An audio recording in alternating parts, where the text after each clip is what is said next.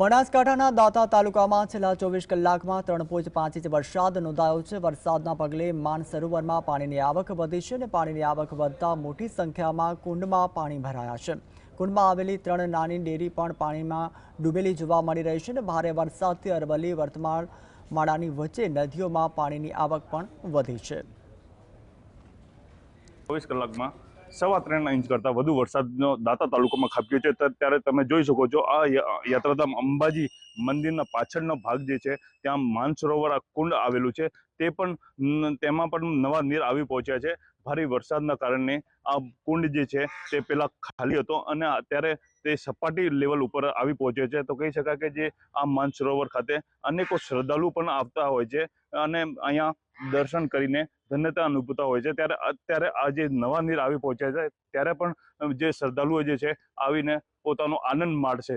તો કહી શકાય કે જે 24 કલાકથી સતત આ રીતે જ ભારે વરસાદ વરસી રહ્યો છે તેના કારણે અનેકો નીચાણવાળા વિસ્તારોમાં પણ પાણીનો ભરાવો જોવા મળતો હોય છે। દેવેન્દ્ર પ્રજાપતિ।